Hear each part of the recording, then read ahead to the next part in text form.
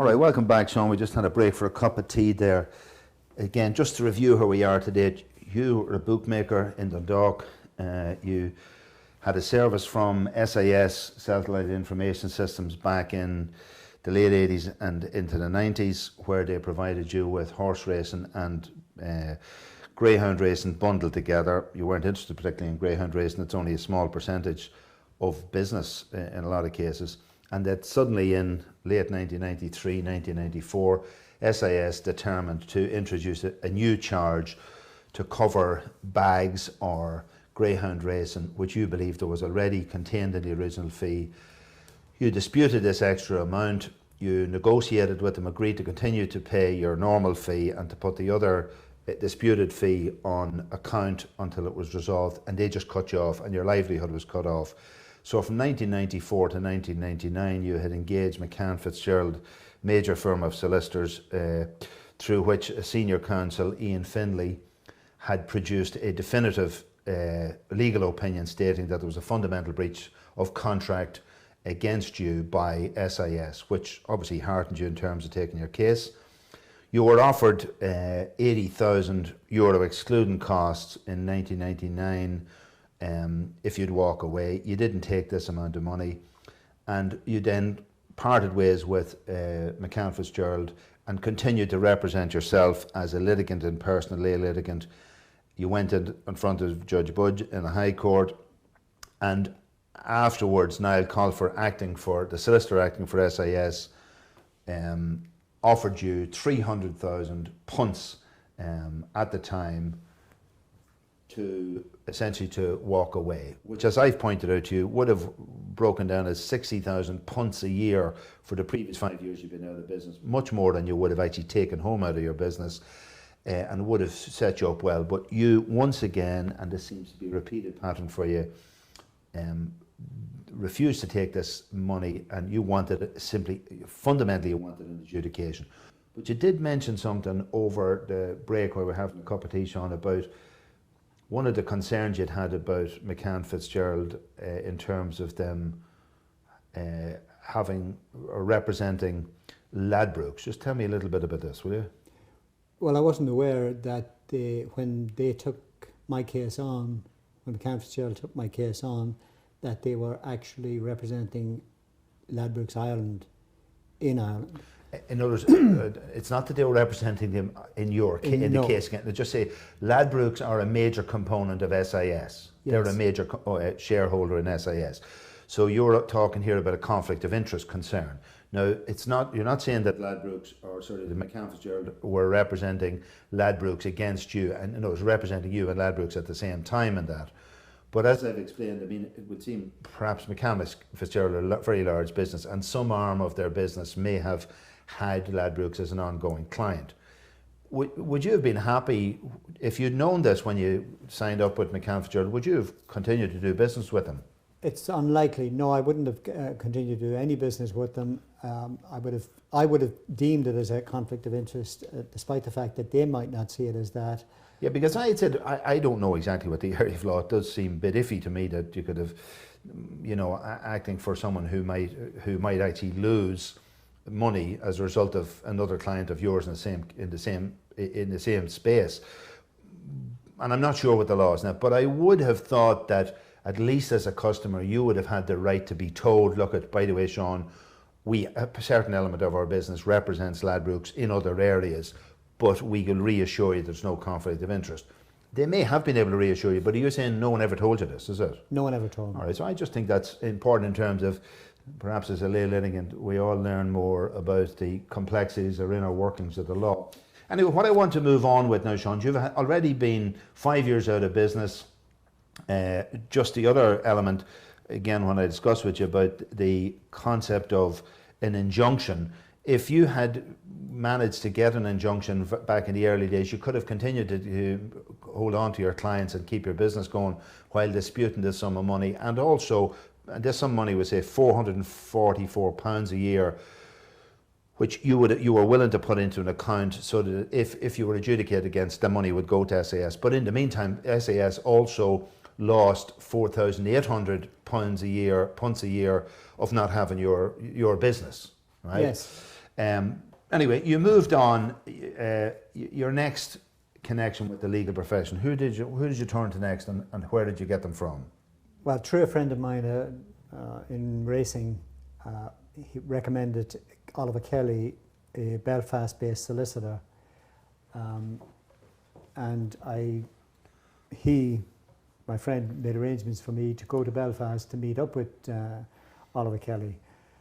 The position at this stage was that I was 5 years out of business. I didn't have the resources anymore to continue as a paying client, so I now needed to find somebody who would operate on a no-phone, no-fee basis. So this is a fundamental shift away. Like when you were engaging with McCann Fitzgerald as you shelled out about 20,000 punts paying for them as a paying customer. You are now moving on to the no-phone, no-fee base. Now in law, what that means is that they will act for you, and if you lose your case, they won't take any fees out of you. If you win, they get their fees. Was there any agreement about that they get a cut of your winnings, or any discussion around that at any time? No. So straightforward, no phone, no fee basis on which you worked with this solicitor, Oliver Kelly. Yes. Right?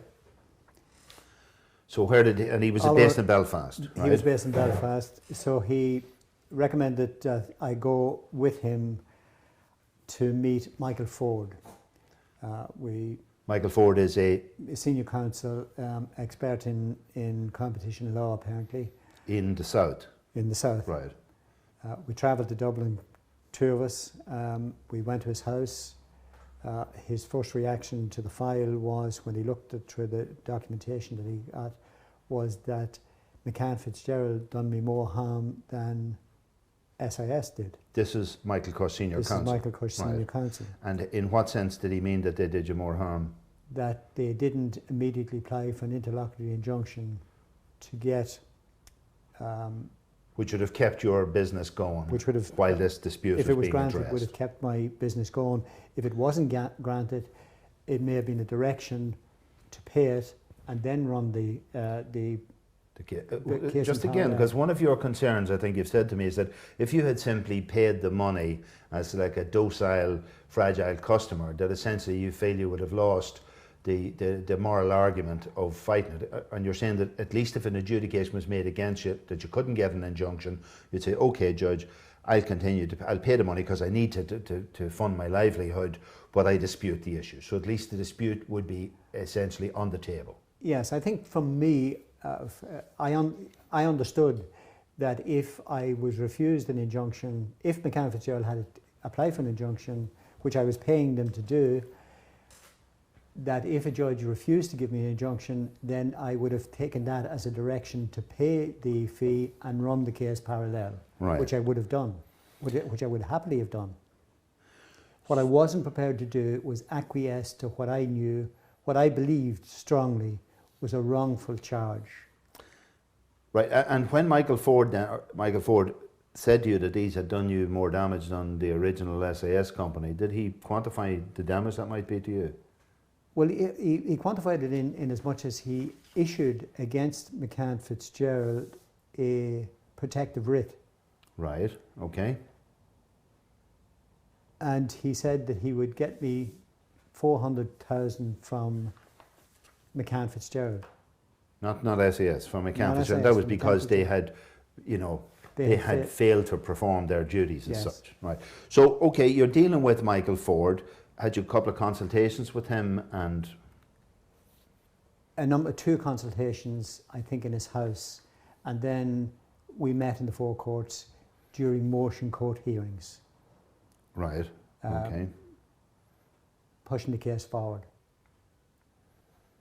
However, on the first consultation, he asked for a little time to consider the position of McCann Fitzgerald, and considered that he might join McCann Fitzgerald and SIS in the same proceedings. He ultimately decided that he wouldn't do that, that he would just file a protective writ against McCann Fitzgerald, signed off by him and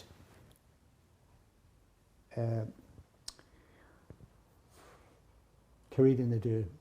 Carida Nadeau now is, what is he? He's Junior counsel. He's a junior counsel. Again, now we're dealing with a Michael Ford, senior counsel, expert in competition law in the south of Ireland. Kieran Adu, a junior counsel. Junior counsel. What about, and your solicitor at this stage? Is Kevin Kelly, as I understand it. Right. However, it transpired that Kevin Kelly, a Belfast-based solicitor, wasn't licensed to practice in the south. Right. So he needed a presence to sign on for me in the south, and he nominated James McGuill's company. So it's James McGill and Company in Dundalk, is it? Yes. Now, just as I understand it, would be that you would have to have a solicitor representing you in order to engage a counsel. Is that Yes. right? So the formats as operated in Ireland at that time is you couldn't have a direct connection with a senior counsel. It had to go through a formal process of having a solicitor on record. Is it? On record. Okay, so this solicitor, James McGill, he came on record In December 2000. In December 2000. Right. So essentially, you were dealing with, was your dealings with James McGill then? Did you then transfer your conversations to James McGill? No. No, I still continue to communicate with Kevin Kelly and with Michael Ford. So from your point of view, James McGill, from you, was really a brass plate situation. He was just Yes. essentially a technical front for Yes. the case. But did you have negotiations with James McGill about the case at any time? Never discussed the case. You never discussed this Never case? discussed the Never case. spoke to James McGill? Have Never you ever spoke. met with James McGill? I mean, have you ever met with no. James McGill on this professional case? No. All right, okay. That's just... No, indeed, met him at any Okay. time. So your case at this point in time is, did Michael Ford agree that you had a solid case? His comment was that I had a better case against McCann Fitzgerald than I had against SIS. But did that suggest there was a weekness about your case No, against he didn't. SIS? No, he didn't suggest that there was any weakness against it. So having reviewed the case papers about SIS, was he in agreement with the view of Ian Finlay, for example, that it was a fundamental breach of contract? In right? fact, he wrote us a letter to Kevin Kelly, solicitor, explaining what he felt were the anti-competition abuses in the actions of SIS. Simply because they're providing a monopoly in Yes. service or whatever. Yes. Yeah. It's again, it's important for our listeners. The only way in which a bookmaker could have viably operated his business at the time is by getting this live video feed of races into their bookie shop, and the only provider of that, the only lifeblood channel through that was SIS. So Yes. if you fall out of favour with SIS, you basically go out of business. Yes. Okay. So in terms of, you're with Michael Ford now, it's running into the year 2000, into 2001. Were you now ready to take your case to court? Yes, Michael Ford signed off that the case was ready in the 1st of January, I think it was, 2001. Right. Oh, 31st of January, my apologies, 31st of January 2001. Sorry, I'd see you'd written there, 3rd of January 2001. 3rd of January 2000, yes. So you're 3rd saying of the January case, he 2001. signed off to say the case was ready for hearing. putting in front of a court. Yes, All for right. putting So at in this front point of in a court. time now you had also mentioned to me, you've mentioned to me in our conversation before about these numbers of contracts that were provided for everybody. I think I've discussed this with you, that everybody believed that there was thousands of bookmakers out there. They all presumed they were all signing the same contract about the same thing. Is that right? That's correct. And you discovered at some point that there was an anomaly in this. Is that right? There was, yes. I discovered. How and when did you discover it? Because I was in contact with a lot of bookmakers in the UK, one of them rang me, a gentleman from Scotland, a man called John Holland from Scotland rang me, and we were discussing the contract, and he was discussing that there was no reference to bags in his contract. And I said, there is a reference to bags in your contract. It's clause 5G. And he said, no, there's no clause 5.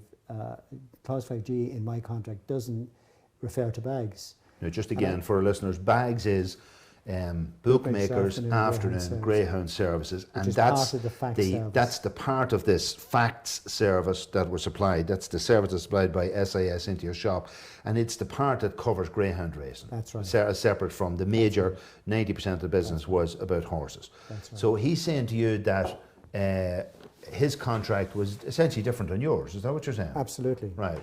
Although So on the face of it, it looked the very same contract. Right.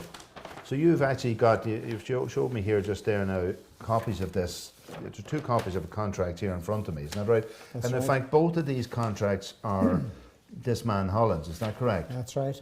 Right, so he must have had different shops, is that right? Different shops. So you've showed me 2 different contracts here. Now, sorry, as I say, they're an A3 size, as usual with the standard terms and conditions, all in small writing. However, anybody justifies the logic of this, I don't know. But and it's expected, I think, in reality, that none of us will ever read the small writing. But when you look at the small writing here, the section of what the service fee covers, and that really, That's it's correct. about section 5 is about what this covers. Yes. And what you've pointed out to me is that in one of these contracts, you have sections from section 5 from A to G. Or sorry, from A to H. That's correct. And in another one, you've one only going from A to G. So there's one of these contracts has an extra element over and above the other one. That's correct. So I expected to go that the one with the extra one, H, would be different. But in fact, that's not different. What we have is that instead of appending the new clause to the previous one, they've actually stuck it in somewhere in the middle where it's not too obvious. That's correct. So the one that they've stuck in is the following. It says, coverage of greyhound racing is by arrangement with Bookmakers Afternoon Greyhound Services Limited, that's BAGS. The service fee does not include any payment in respect of BAGS subscription, which is payable by user directly to BAGS. Now, and then of course in the other contract, this man John Holland had 2 contracts, obviously signed into at different times. One was in 1991, that was the later one in 1991, and the earlier one of 1988 has no mention about this BAGS conversation at all.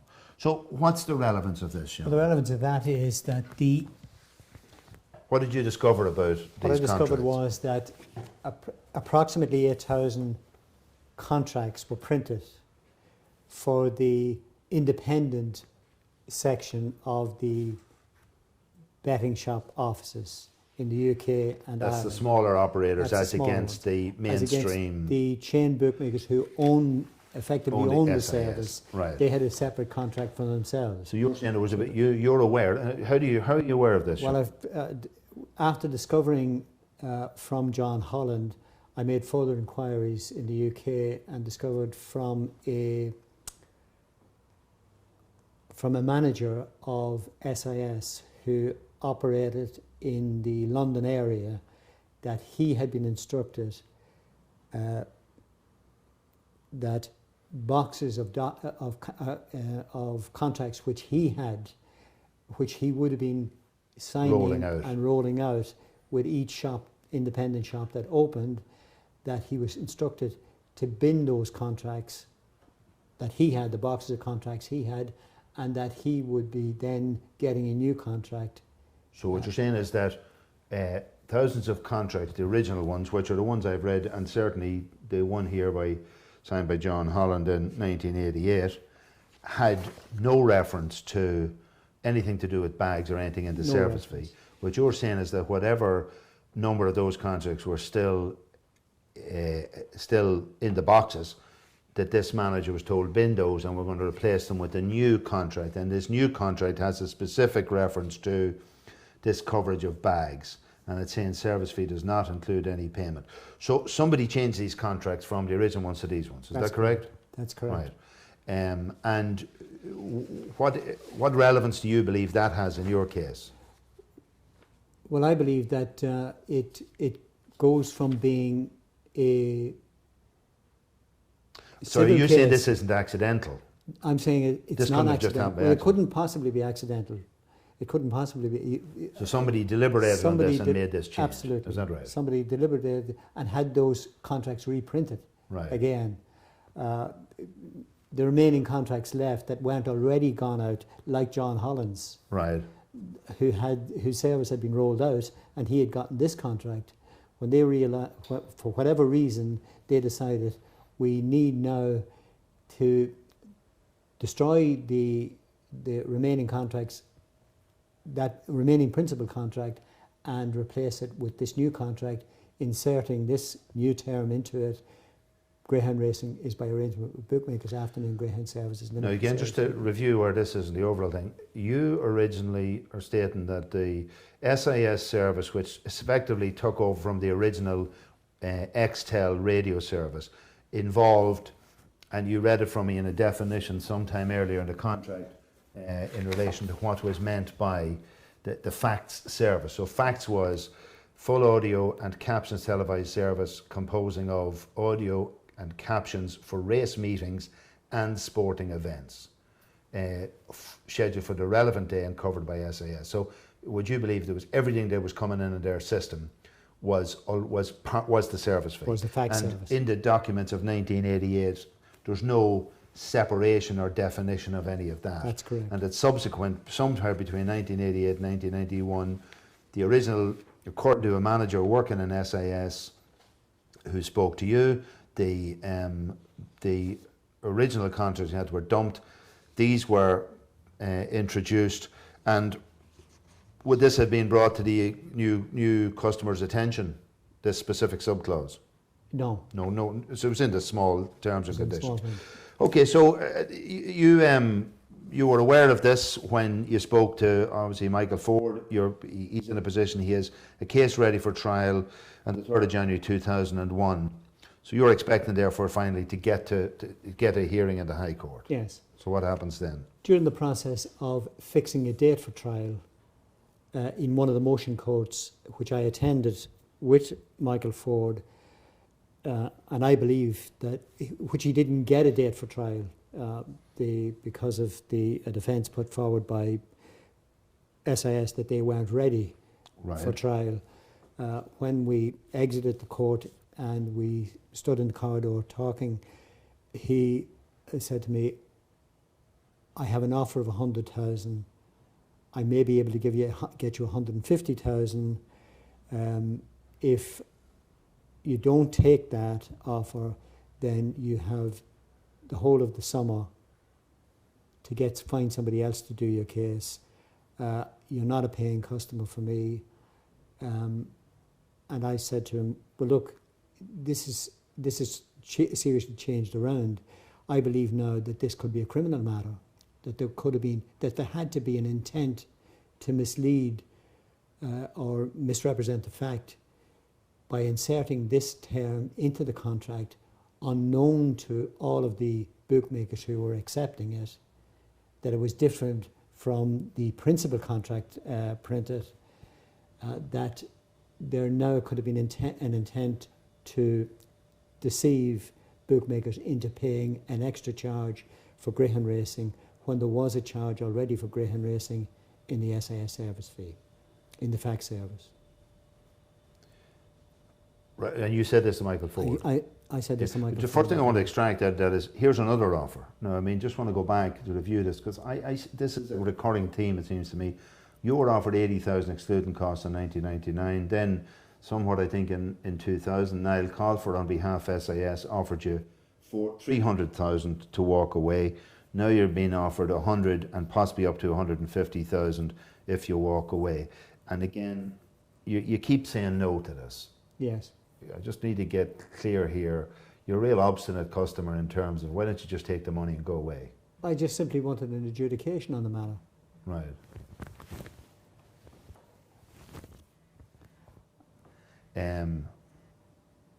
You just wanted adjudication. I mean, obviously a lot of listeners are going to say, look, why do you just take the money? I mean, at the end of the day, it's always about money. Why was the adjudication so critical to you, Sean?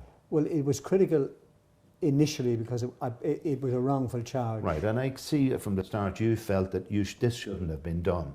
As time went on, though, you know, let's say the cost to everybody, the cost to SIS of keeping you out of business and what they would have made from getting isn't a huge thing in relation to their overall turnover. But I mean, why? What was the criticality of you getting a judgment in your favour? Well, I simply wasn't prepared to acquiesce to a charge that I believed was unlawful. And this then was compounded by virtue of the fact that I discovered that I hadn't signed up to the original contract, the principal contract, which SIS was due to give to all people who signed up their interim contract with SIS for the service. That's the upfront money you gave at the start that they collected before actually delivering the service. You all signed up, you get to commit to the service, so in others to justify producing the service in the first place, because it would have been a huge capital cost in them getting involved. Anyway, Michael Ford says to you, as I understand it, saying, look, I can get you up to 150 grand, but if you either take this offer or leave it because you're not a paying customer. What was the arrangement under which you went in with these, with Michael Ford and with Niall Kelly? Was it on a paying basis? It was on a no phone, no fee. All right, so it was a no phone, no fee basis, and yet you were being told... Well, he pointed it out to me. We went in on that arrangement. Right, okay. Michael Ford pointed out to me that he wasn't going to lose work by taking a case for me if I had no money to pay him. I'm getting you this offer. As far as I'm concerned, this is a good offer. And I said, I don't want an offer. I don't want an adjudication. And now this could. So you don't want an adjudication? You said you don't want an adjudication? No, I want. You wanted an adjudication. Yes, I want an adjudication. I don't want the money. I'm not interested in money. Is it that you weren't interested in the money, Sean? Like, do you just not care about money, or what is it? Well, no, the money would be secondary. All right, okay. So I just want to get clear, because, I mean, I think it's unusual if listeners are saying, why would a guy not just settle? I mean, you seem to have got it as a matter of principle. You thought this was wrong. But also, is there an issue that it also involves other bookies as well? Oh, absolutely. All 9,000 bookmakers over the years had signed up to this contract and were paying this extra charge. If the charge was unlawful... So your argument is, if it was wrongful to overcharge you, it was wrongful to overcharge 9,000 people. So are we saying that whatever impact it had on you, the overcharge, in your case you lost your business, but for those other bookies who had gone along and paid this charge, are you saying to me, if an adjudication was reached that the charge was unlawful, then all of that money that had been accrued to SIS would have been wrongfully accrued and would have to be paid back? Absolutely. Plus losses, interest, damages, etc. So there were bigger issues. Like the adjudication, it's not just a matter of principle on your own. That principle for whatever sum of money would be involved is also amplified by the effect on 9,000 other possible customers. Is that right? Yes, that's correct. Now, you also said that you noted that this insertion of this extra clause into the service fee section 5 of the contracts, as you've pointed out, I think even reading is quite clear, had to be done as a deliberate act. You're arguing that this could have been, if it was done intentionally and knowingly, would have been a criminal act in your view. Was that, did Michael Ford have a reaction to that, or what was his? His actual words were, I don't care about the criminal part. Right, okay. That's so you had to make a decision then to either take the offer or you were going to lose his services. Is that right? So where were you left with then? I was left out on the So you were back looking after yourself again. Yeah. Right. So did you look elsewhere? I didn't look elsewhere. Because Michael Ford had said to me, if you don't take this offer, you can find somebody at the end of the year to at the end of the summer. Yeah, there's going to be the legal break over the summer, a couple of months. During the legal break over the summer.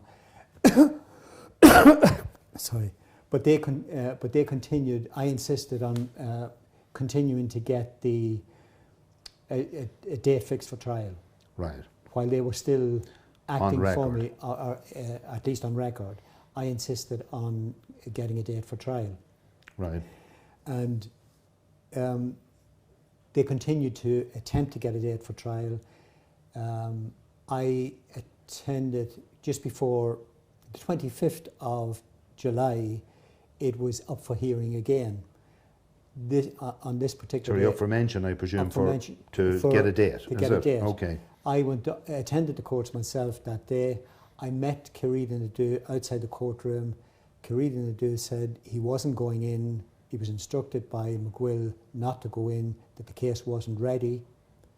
Even though the case had been signed off as ready on the 3rd of January 2001. That is correct. Okay. That is correct. Your own people were now telling you the case Yes. wasn't ready. Okay. They And therefore they weren't going to. Kieran Nadeau is your junior counsel at that time, right? So That's his right. instruction was not to go in. His instruction was not to go in, and he didn't go in. I told him, I'm going in. I understand from what I've learned that even in the absence of the attendance of senior junior counsel, the plaintiff can fix the date for trial himself before the judge if he goes in. So that's what I done. I went in with the intention of fixing the date for trial myself. While I was standing waiting for my case to be called, Oliver Kelly. Oliver Kelly entered the court, came down and stood beside me, and said that he would do it. So Oliver Kelly, while a solicitor in Belfast, has no standing or had no standing as a licence to operate in the south of Ireland, but he said he sat beside you. So when it came to your case being called, yes, he stood up on your behalf, is it? Yes. Okay. And did you get a date set? We got a date set for the 4th of December 2001. Okay. So you now at least have a date for the 2001 period, and it's July or whatever, so the courts are breaking up and you've been told by your barrister either settle or get somebody else. So what did you do? I spoke to another friend of mine who had told me about Damien Tansey, and I made an Damien Tansey is? Damien Tansey, solicitors, Sligo. Right, okay.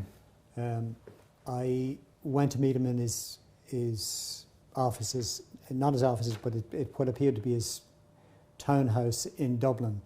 Right. On an evening. He looked at the pleadings and said that he would take the case.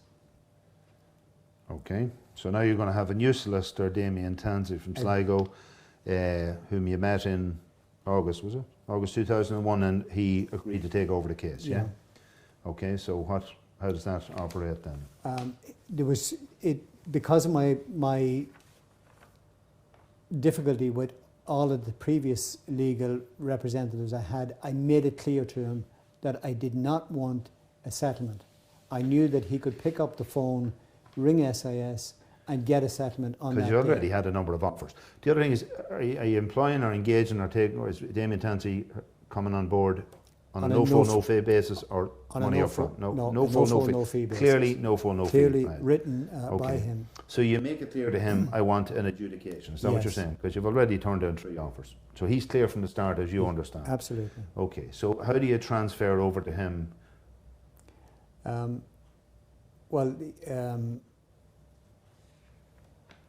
You know,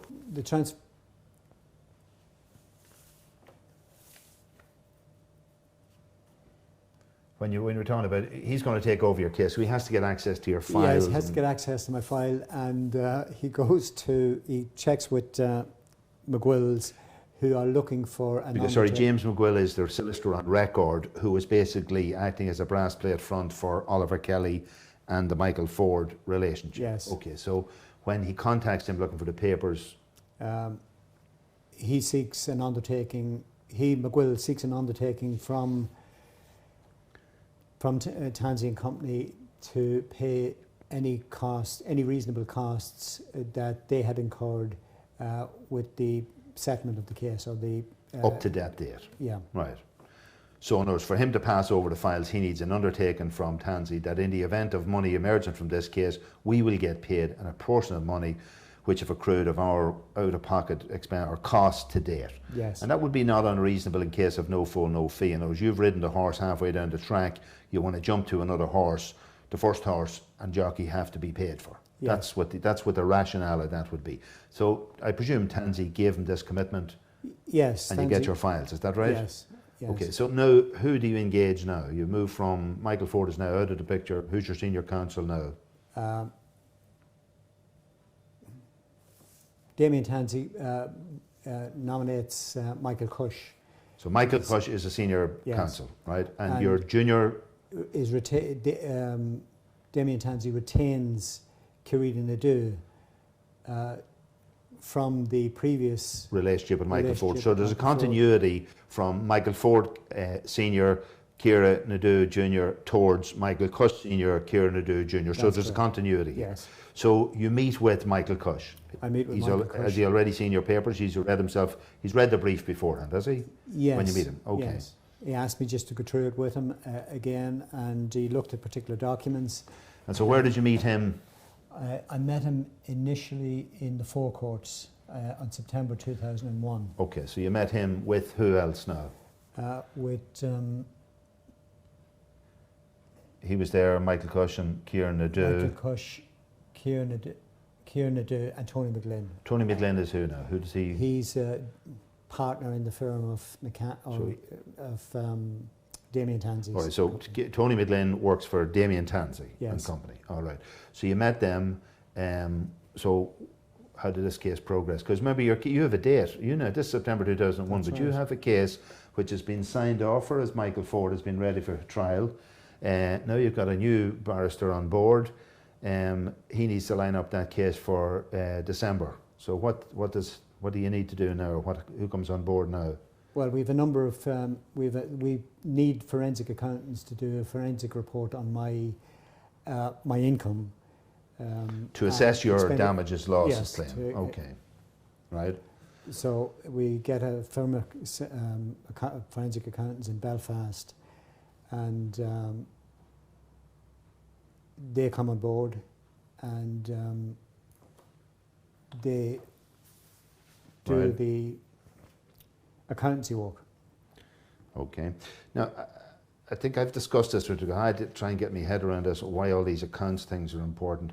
You're now in the High Court, you're taking a case against SIS.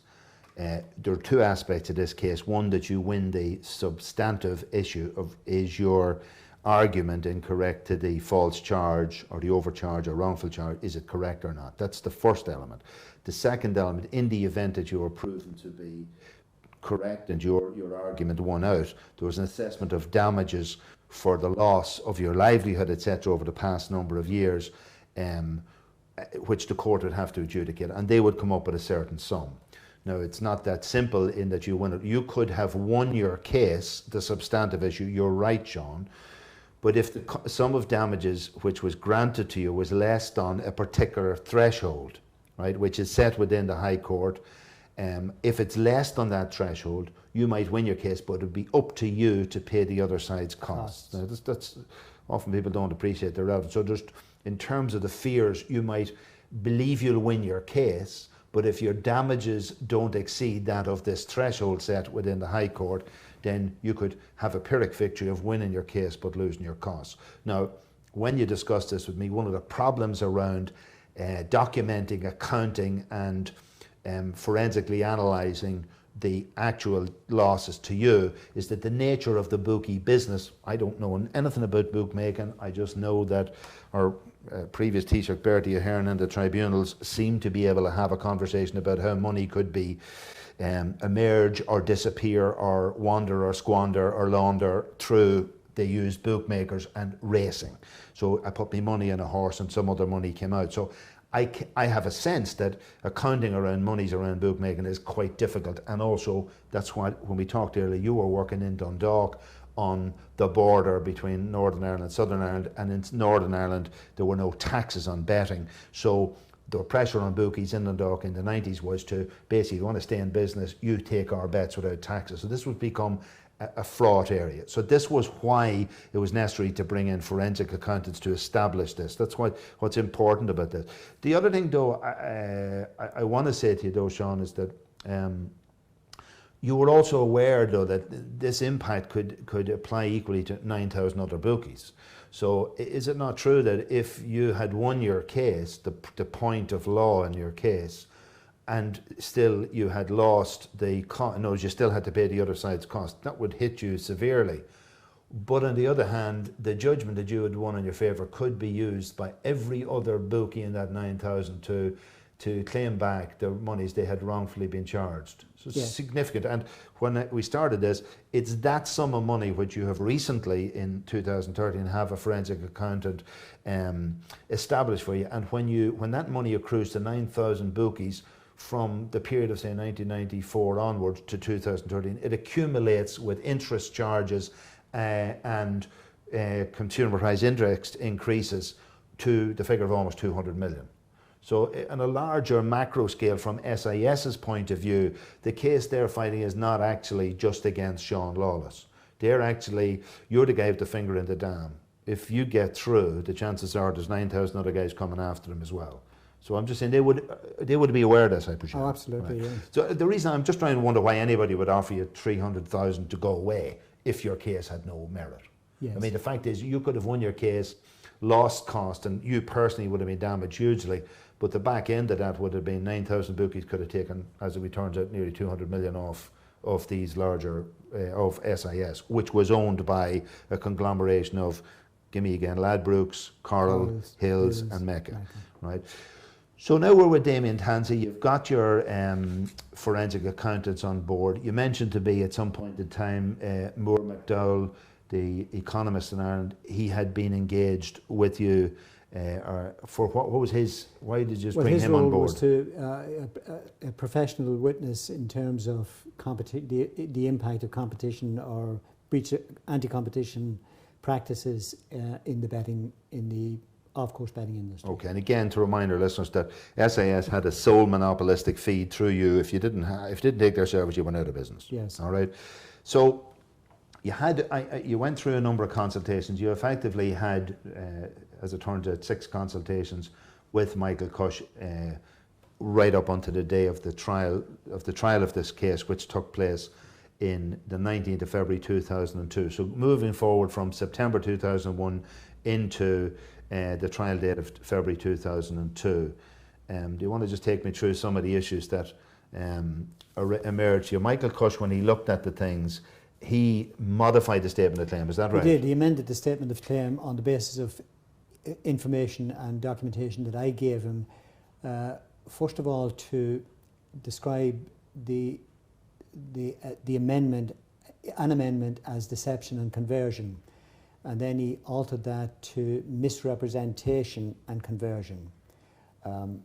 So was this an extra one? The original statement of claim as produced by Ian Finlay way back in 1986 involved a breach of contract, a breach of duty, a breach of, negligence and abuse of a dominant position. That's correct. So what was the modification here? The modification here was, number 1, breach of contract, number 2, breach of duty, number 3, abuse of a dominant position, and number 4, misrepresentation and conversion. Okay. And the misrepresentation, effectively, is this related to this new insertion of the section into the clause into section 5 service fee of the original contracts? Is that right? That was the misrepresentation. Yes. So in other words, people were being sold a dummy effectively here. That's new correct. People, and the conversion is what? And the for SIS converting that money into profit for themselves. Okay, so that's working. Okay, so you now have this amended statement of claim, right? Yes. So where did we go with that? Do you go in front of a court with this? We went in front of Justice Lavin in the forecourts in the High Court on the 29th of November. November or December? The 29th of December 2001. Yeah, now just I'm mindful as we're going through this. This is a case which is convoluted and goes round in legal dates and circles. All of the dates we've discussed here, you showed me documents in relation to this, so you've kept quite a detailed chronology and record of these dates and periods. So on the 29th of December, remember your case was due to be heard in December though, it was a trial date set for December. No, that'll have to be 29th of November. Right. I don't have... Okay, because your trial date had been set again for December 2001. Yes. So you're saying prior to that date, November, you went in front of Justice Lavin to what? To amend? To amend the statement of claim. Right. To add the misrepresentation and conversion. Okay, was that accepted or put into the system or whatever? It was Okay. accepted. Now, you mentioned this to Michael Ford, which he said he wasn't interested in, was you said there was a potential criminal offence in relation to misrepresentation and conversion, right? Yes. But presumably in criminal offence you were going to prove this intent, and what was the basis of the proof of intent? Well, the basis was Was what you discovered about these contracts which were there binned? were actually ostensibly two similar contracts, but in fact one of them, the principal contract, prepared in 1988, was altered without any knowledge of anyone who had signed up originally. And your information, that you had a witness to this effect who had been a manager in SIS, Yes. who was willing to go into court and state under oath that he had been informed to bin these perfectly valid looking contracts and replace them with a new contract in which a section, and what I noticed is a bit strange, is that the inserted extra clause was not appended to the original clause, but was inserted in, let's say, in the clauses in such a way that it's not clear that this insertion or addition has happened, and also that it's also in the small writing. So anyway, now you're in November, you have a date, and you have your date set. When is your date set for? Is it still set for December then? Well, I wasn't aware that it had changed. Obviously, the legal team decided to apply for whatever, a change of date. Right. And it was then changed to the 19th of February 2002. Okay, so you now have a date for the 19th of February. This is a long time. This is 8 years after you originally been put out of business by SIS cutting you off. All right, so you're now lining up for the final event, isn't that right? Yes. You've had a number of consultations with your forensic accountants, with Michael Cush, with Tony McGlynn representing Damien Tansey, and with Kieran Naidu. So you brought that right into, so we're now in December 2002. And so one of the issues, and I think this is going to come up, we're now coming into the closing stages of your case. I've asked you repeatedly why you didn't just take a settlement. I know I've said that repeatedly, and I keep thinking from all I see of legal systems, etc., they all seem to operate on the edge that people bluff each other all the way to the table, and then you take the settlement, then you walk away happy, everybody's smiling. I'm asking myself, did Damien Tansey, Michael Cush, Kieran Naidu not just think this is another of these gigs where we just play it out until he settles? What's different about you? I mean, you said to me that you said to Tansey when you met him, I want an adjudication. Yeah. Was there any other reason I should believe that as you went along, got closer to the case? Well, as it approached the date of trial, McCann or Damien Tansey and Company changed from being a no fault, no fee to being paid up front. Because they said this to you. So they said this to me. They were proposing to change, right? Yeah. Right. Because I would not take a settlement. I had made it clear that even at that late stage, I wasn't taking a settlement. This matter had to be adjudicated upon. Right. Now, the fact is, I didn't have 30. They asked me for £30,000, 15,000 for Michael Cush. Now, I just want to make this clear. You engaged Damien Tansey initially on a no fault, no fee basis. Yes. Once you come to the point that you're in the final throes, you're in January 2001, you're facing a trial date of February. What time was being claimed by your side or the other side? How long was this trial projected to go for? 2 weeks. Okay, so Damien Tansey is now turning around to you and he's saying, look, this is a 2-week trial. Now, we could get a settlement on it. Did he say to you he could get you a settlement? Yes. Did he mention? I don't No, there's no figures for settlement. No, it was clearly understood with them that they could get a settlement at any time. Because offers had been made before. Because offers had been made before. So he said, but you're saying to him, I don't want a settlement. You clearly said that to him. I mean, how clear would it need to be It couldn't be any more clear in as much as they wrote to me saying, since you won't take a settlement, then it's necessary that we would get some payment up front for taking the matter to trial for 2 weeks. So this is something important for people who think no fault, no fee base are simple. It's not that simple, because they're saying to you, look, we brought it to this point here, we've a good case, but there's a settlement on the table. Now, if we get the settlement, we don't have to go through a 2-week trial. On the other hand, if we run this case to court and no foe, no fee means, let's say you lose, we don't charge you. We've spent 2 weeks of our highly costed time, on something that, we could get a settlement for. So we're not happy to continue with no foe, no fee. No, but the minimum we want is for you to give us 30 grand to cover us. And I presume their argument is that because that's covering us for money we could have otherwise made in other cases over that 2 weeks. So that's. Look, I'm just saying it's perfectly businesslike. Whether it's acceptable or not is another matter, but it's businesslike from their point of view. So they're saying to you, Sean, you want to play, if you want your case to go to court for 2 weeks, you've got to deliver €30,000. Okay? Right. What did you say? What was your feeling about that? Well, as far as I was concerned, I was going to have to find 30,000 So did you have this money? No. Right, okay. So but on the other hand... What I done was, I was so insistent on getting it, I wrote to them and asked them if they would take the first 15,000 and that I on the 4th of December, and I would give them in early December or early January, and that I would give them the remainder before the matter came to trial. Right, so I managed. Did they accept that? They accepted Right, that okay. in writing. Okay. And I managed to put together, with the help from my support from my family, I managed to put together £15,000, got a bank draft and sent it to them. So they got their first half of what they wanted up front from right. you. You delivered. So again, what I'm interested in here is you're putting your money where your mouth is. Yes. Okay, so you did that much.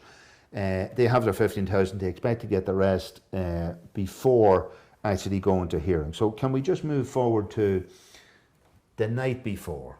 Yes. Right, there's two events here. There's Monday the 18th of February. You're telling me you met with Michael Cuss. So you're going to show me something there? Yeah, if I may just direct your course. attention to a letter sent from SIS directly to, not through their own solicitor, but directly to Damien Tansey's office 1 week exactly before the date of trial. All right, so this is I'm just looking here, the facts from Kevin Smith from somewhere, but SIS. it was from SAS to Damien Tansey with a copy to Niall Colford, the solicitors for SAS. It's on the 12th of February 2002, and essentially this is a letter writing to an attempt to persuade your client to settle. So they're asking you to settle, and they're asking if you'd make the contents of this letter known to your client and his wife. I'm just interested, had your wife any involvement in this case at any time up to now? None, absolutely. Had your wife been at any of the meetings? None. Was she ever mentioned in dialogue or correspondence Never. in any way, shape or form? Never. Except for the fact that you obviously had a wife and children, and that was a cost to you. Your wife was a housewife, and part of your loss of livelihood would have inevitably impacted on your wife. But without any, they made this, it says here, this is on behalf of SIS, he's saying, I am writing to you in an attempt to persuade your client to settle, and would be grateful if you would make the contents of this letter known to your client and his wife. Strangely enough. It then, it says, we have made numerous attempts through our lawyers to discuss settlement with your client, but to no avail. And that's consistent with what you've said to me. You've had a number of offers made to you. We are advised that your client's claim has no merit at all. And understandably, they would say that. A view that we believe is shared by you and the other lawyers your client has previously engaged. Now, I find that a bit strange in that how would they know what your lawyers feel? I mean, if they know, that means your clients are selling you out, your lawyers are selling you out. Or is this just the way they play? I don't know. But there should be, professionally, there should be no way that they'd know what you or won't do. It would suggest here that the view shared by you and your lawyers and other lawyers, not liars, your client has previously engaged, would suggest that they were saying to SAS, look, at this guy's no case, but we play the game. You mentioned to me somewhere here that you reckon that they could have spent as much as €1 million over 7 years. My understanding is that from an insider in SIS, that they had spent £1 million sterling defending against the simple provision of a breakdown of the Yeah, your original fax case, the service breakdown of fee. what is the breakdown between the horse racing and the book and the bags or the greyhound racing element of the SIS service. That was Yes. your original question, which nobody ever answered, and you were saying that they found themselves already exposed to over £1 million Yes. from an insider in SIS that's telling you. Anyway, I mean, that's hearsay, but at least that's your information. So the question is, these people have shelled out this money over something that says a case which has no merit at all. Interesting. They say, the reason I'm now writing you is to ask you to bring to your client's notice to the course of action which will be available to us if he loses his claim and which could result in the grave prejudice to his family finances. In June 2001, we formally tendered £10,000 into court. This means that if your client wins his case, but the amount of damages the court awards him is less than the amount we have tendered, your client will be responsible for all our legal costs incurred after the date of payment, as well as his own. It goes on the second page then, and I think this is very timely that you introduced this letter, Sean. It then goes on and says, if your client loses his claim, we will be entitled to recover our costs from him, which would involve taking a charge over the equity of his house. So essentially it goes on and it talks about they have records of the fact of whatever mortgage exists in your house, etc. And they're essentially saying is that the value of legal costs that we have incurred to date, that's SIS, significantly exceeds the estimated value of the equity in your client's house. If we took a charge over the remaining equity, your client and his wife would be deprived of an important capital resource for the future. I am sure that your client will be able to imagine how that could affect plans for retirement legacies or legacies to family members. If your client insists on taking this matter to trial and he loses, we will have no choice but to seek recovery of our considerable legal costs. We have been unsuccessful so far in our attempts to encourage your client to take a business-like approach to this claim. The money we tendered into court has been available since last June and remains available now. We would strongly urge your client to accept this money now in full and final settlement of his claim and avoid the potential risk of incurring a debt that could easily exceed £100,000 if he loses. We appreciate your client that your client may be alarmed by this letter. It is not intended as a threat, but to make your client aware of the grave financial risk to his family's future if he persists in this claim. This is why we have addressed this letter to you, so that your client may take your advice. So that your client may take your advice. Interesting, because that suggests that they know that your solicitor is advising you to settle, which is, I mean, that should alarm you, that the other side know what your client, what your solicitor's intention for you is. If you wish to respond, please go through and respond to our solicitor. So this was Kevin Smith, the legal solicitor and legal advisor to SIS. So this is what he wrote to you. Now, what's interesting, this goes back to the idea, Sean, that the danger for you, and this is the problem about your accounts, is that you would have to show that you had suffered more than £10,501 sterling losses in the years from 1994 to 2002 through your forensic accounts. But I would have presumed that it would have been possible to show that amount of loss. Oh. But what they're saying to you, you could have won the substantive issue in court, but if you weren't granted more than €10,500 or pounds sterling, you would end up having to pay the costs of SIS, which could be huge. But I am interested that it does say there that it asked them to make the contents of this letter known to your client and his wife. This is the first time your wife has ever been mentioned. Anyway, to be fair, you had already shelled out 15,000 to Tansy to say, I want this to go to trial and I'm going to give you the other 15,000 before the case. But you had been put on warning on the 12th of February. This is 7 days before the trial, 7 days, a week before the trial. So you obviously had to discuss this right at the wire with Tansy. Are you taking this? This is what's at risk. Okay? So what happened between you and, you obviously discussed this with Tansy, did you? I did. Presumably he said to you, look, it's settled, did he?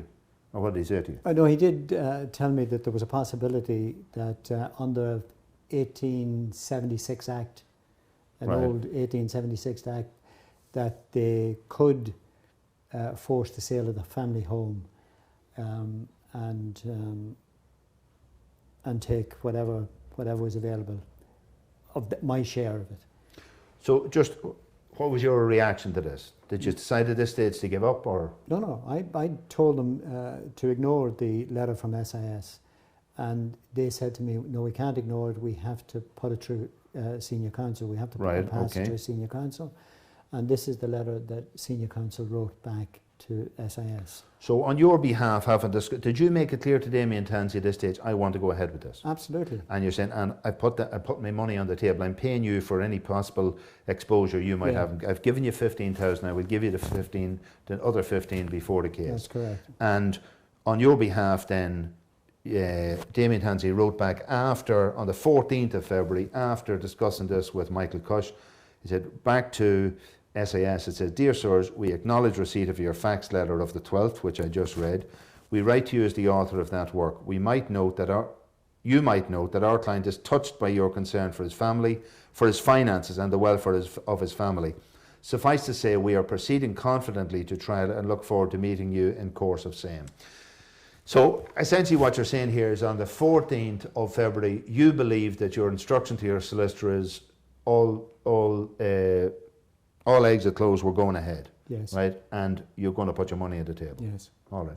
So what we do, we'll go for another break, Sean, and we'll come back and discuss this later, because we're coming to the end. The final few periods I want to discuss are the night before the trial, which is the 18th, Monday the 18th of February, and the day of the trial itself, and the outcomes. And also, I want to look into the context of a recent bereavement of your young son, which had just taken place, and how that impacts on the whole thing. So maybe we can have that during the next part of this session. Okay? Yes.